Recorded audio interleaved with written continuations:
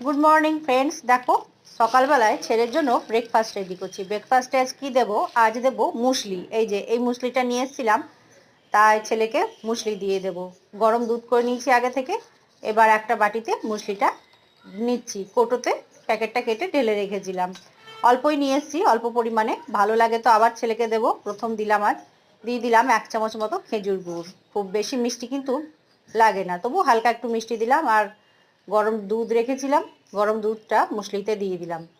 এবার গুড়ের সঙ্গে একটু নেড়েচেড়ে মিশিয়ে দিলাম। এবার দিয়ে দেবো একটা কলা, পাকা কলা কুচি করে রেখেছিলাম, কলাটা দিয়ে দিলাম মুসলিতে।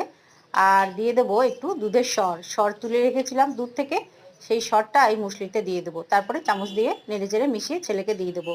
আজকে এই মুসলির রেসিপিটা কেমন লাগলো বন্ধুরা? ভালো লাগলে লাইক করবেন, আর নতুন বন্ধুরা চ্যানেলে সাবস্ক্রাইব করে নেবেন।